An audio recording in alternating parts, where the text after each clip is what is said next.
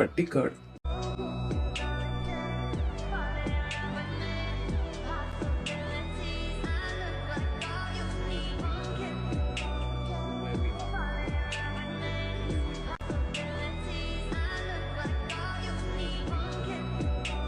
Hey ദേവാ, കൊല്ലാതെടാ. ജീവ, പേര് പോലെ തന്നെയാണ് നിന്റെ ജീവൻ, അഥവാ സ്വന്തം സഖി. കുറച്ച് ഫ്ലർട്ടിംഗ് ഒക്കെ ഉണ്ട്, പക്ഷെ ആളൊരു മാന്യനാണ്. ആനന്ദിനോട് ദേഷ്യപ്പെടാനോ ശകാരിക്കാനോ കഴിയുന്ന ഒരേ ഒരു വ്യക്തി. ആനന്ദ് കേൾക്കില്ലെങ്കിലും. ഓ, നിനക്കത് പറഞ്ഞാൽ മനസ്സിലായില്ല.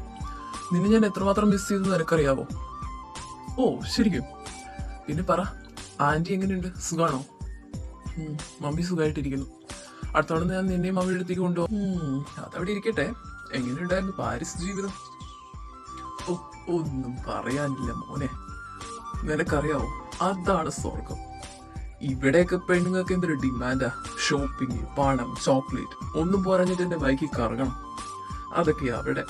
എനിക്ക് ഫ്രീ പോലും കിട്ടി. അവളന്മാരുടെയൊക്കെ ഒരു കപ്പാസിറ്റി. ഈ 20 ദിവസം ഞാൻ ശരിക്കും ആസ്വദിച്ചു. അവസാനം വല്ല ഈഡ്സും വന്നാൽ നിന്നെ കേട്ടാ ഞാനേ ഉണ്ടാവുള്ളൂ, പറഞ്ഞേക്കാം. അത് ശരി, നീ ചോദിച്ചിട്ടല്ലേ ഞാൻ പറഞ്ഞത്? ഇത് നിന്റെ പാരിസ് ജീവിതമാണെന്ന് എനിക്കിങ്ങനെ അറിയാം. നല്ല സ്ഥലത്തെ കുറിച്ച് വല്ലതും കേൾക്കാന്ന് വെച്ചപ്പോ നീ ഇല്ലാതെ ഞാൻ ഒരു സ്ഥലത്തേക്കല്ലേ പോകാറുള്ളൂ ജീവ. ഓ വേണ്ട, പറയണ്ട. എന്റെ ചെവി രാവിലെ തന്നെ കേടായി. അല്ല, ആദ്യ ദിവസമായിട്ട് അവന്മാർ ഇതുവരെ വന്നില്ലേ? ഇല്ല, അതല്ലേ ഞാനിവിടെ ഇരിക്കുന്നത്. അല്ല, നീ ഇന്ന് വരുന്നില്ല എന്ന് പറഞ്ഞിട്ട് ഇന്ന് വന്നില്ല എങ്ങനെയാടാ? ഷോ ഇടാൻ പറ്റിയ ദിവസം ഇന്നല്ലേ. അവരോട് വരട്ടെ. ഹേയ് ദേവാ, എപ്പോ വന്നു? ആ വന്നല്ലോ ടീം. ജീവ കൂടാതെ ആര്യൻ, റോൺ, ലൂക്ക എന്നിവരാണ് ആനന്ദിന്റെ, അതായത് അവരുടെ ദേവിയുടെ സുഹൃത്തുക്കൾ, അല്ലെങ്കിൽ ടീം. അതെ, അവരെല്ലാം ആനന്ദിന്റെ സുഹൃത്തുക്കളാകാൻ മാത്രം സമ്പന്നരാണ്. ദേവാ, എപ്പോ വന്നു? ഇന്നലെ. നീ ബൈക്ക് മാറിയെന്ന് കേട്ടു. അതെ, ലാസ്റ്റ് ഇയർ അല്ലേ.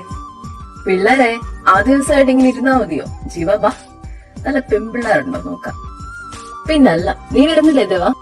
ഓ, അവന്റെ അലീനക്ക് ഇഷ്ടപ്പെട്ടേക്കില്ല. അലീന, നിങ്ങൾ എന്താ പറയുന്നത് guys? Fresh year, fresh girl. അതുകൊണ്ട് ഇനി അലീന വേണ്ട. ഈ വർഷം നമുക്ക് പട്ടിക്കാടും ഉണ്ട്. പട്ടിക്കാടോ? അതെന്താണ് അങ്ങനെ പറഞ്ഞേ? ഓഹോ, മനസ്സിലായില്ലേ? അവൻ ചില ലോ ക്ലാസ്സുകാരെ കണ്ടെന്ന്.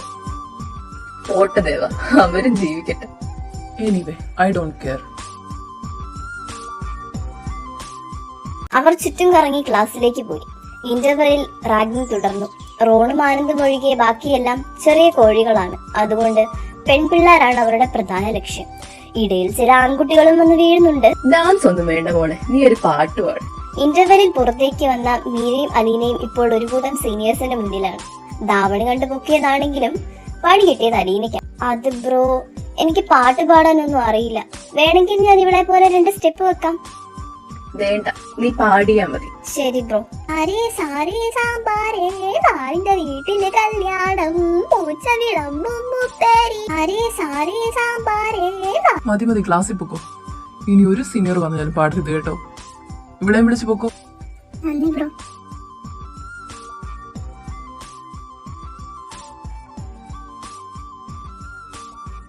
ലൂക്കയും ആര്യനും തകർത്ത് റാഗിംഗ് ചെയ്യുന്നുണ്ട്. ജീവ പുഞ്ചിരിയോടെ ഒരിടത്ത് നോക്കിയിരിക്കുകയാണ്.